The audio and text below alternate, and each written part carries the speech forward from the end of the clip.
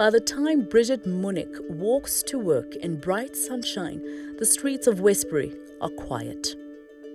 People in the community, if it's daylight, then it's their time to sleep. So for us it's the day and for them it's night.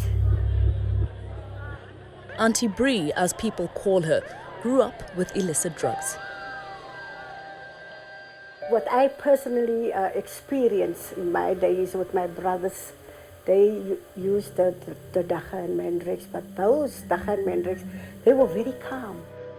She says drugs like tick or crystal meth are different. Because the people don't sleep. They don't sleep, they're running around like mad people in the community. Showing you that they have been met with rubber bullets as well. Westbury was one of the first suburbs black families were allowed to move to in Johannesburg in the 1960s under apartheid legislation.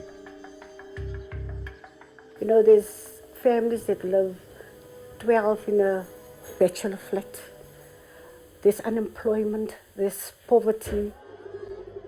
Drugs and gangs have turned this suburb into one of the city's deadliest. If you're a teenager and you see that your mom is struggling, and here comes a drug dealer and put something in your hand, and that's easy money. Then that started with being on the corner, selling drugs. Because now you don't even realize that your life is in danger.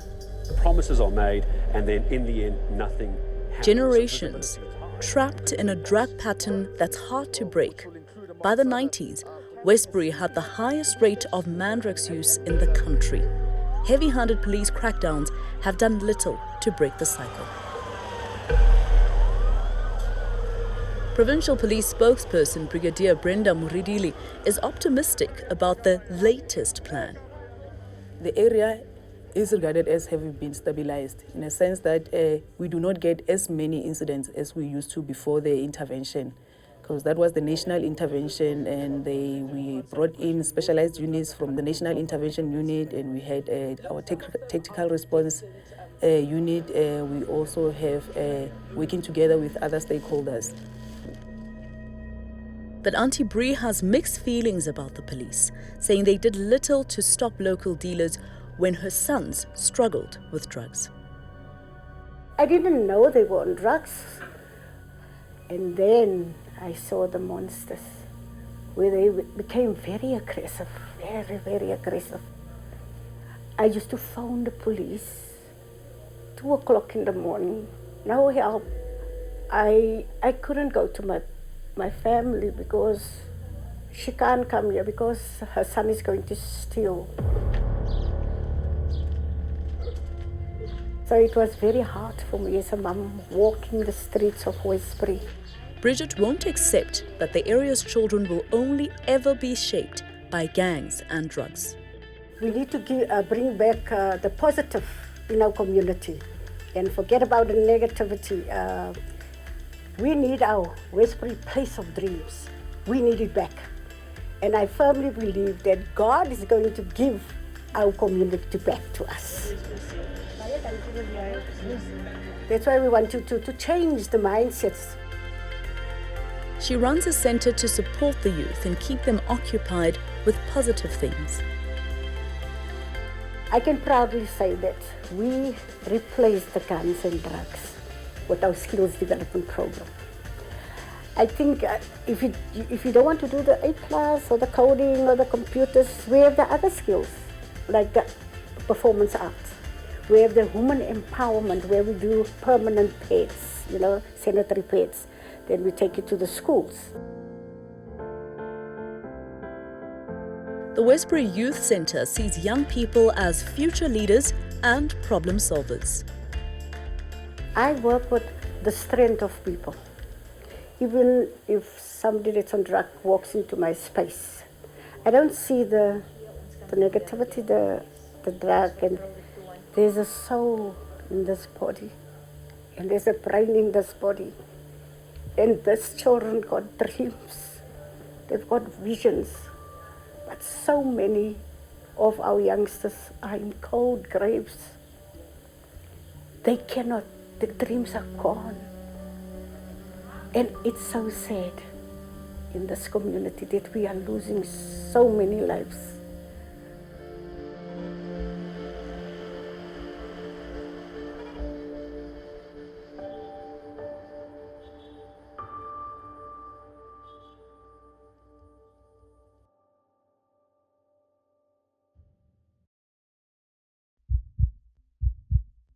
Julian Rademeyer from the Global Initiative Against Transnational Organised Crime joins me in the studio. Our National Drug Master Plan says we should reduce the supply, demand and harm of illegal drugs. What does that mean? Well, in short, it means that we reduce the supplies of drugs coming into South Africa. We reduce the numbers of people that use drugs, and we help to address the harms and the medical crisis that drugs are causing. Are we getting it right? I don't think so. We're seeing increases in consumption of drugs. We're seeing a steady flow of heroin into poorer communities, into small towns where previously heroin use was not prevalent. We're seeing methamphetamine production increasing. So the problem has been getting progressively worse. Let's narrow all of those things down to Westbury that our team visited. Why is there still a drug cycle? How do those things play into this? Well, the tragedy of Westbury and other parts of Western Johannesburg is the same as the tragedy we see playing out in gang areas in the Western Cape and the Eastern Cape. There's a cycle of abuse, a cycle of violence that has been continuing for decades. There are high levels of corruption within police which facilitate the activities of drug gangs. We've seen increasingly fragmentation in gangs, new gang structures evolving and emerging. The flow of drugs continues largely unhampered. In many ways, drug supplies in South Africa are centralized and controlled by many of the larger Western Cape gangs, and they provide a conduit of supply to gangs elsewhere. In October, we've seen quite a few media reports of drug mules who were arrested at points of entry or borders. How effective is such a strategy? I think any strategy where you're trying to police drug trafficking 1 kilogram at a time is doomed to fail. These are low-level people, some of the most vulnerable people in the supply chains. Many of them are women, many of them are coerced or threatened or are in such a position of vulnerability that they have no other choice. No one willingly gets on a plane and shoves 200 pellets of cocaine in their stomach. And if you look at what your average mule can carry, an experienced mule who's been on a few trips, probably up to just over 1 kilogram. A new recruit, for want of a better description, probably less than half that. It's quick and easy arrests. It doesn't get to the root cause of the problem. And the root cause of the problem is complex organized crime networks and the enormous health crisis that we face as a society. If you're someone who's looking for treatment due to addiction in South Africa, it's pretty difficult to find that treatment. Treatment in South Africa is a business.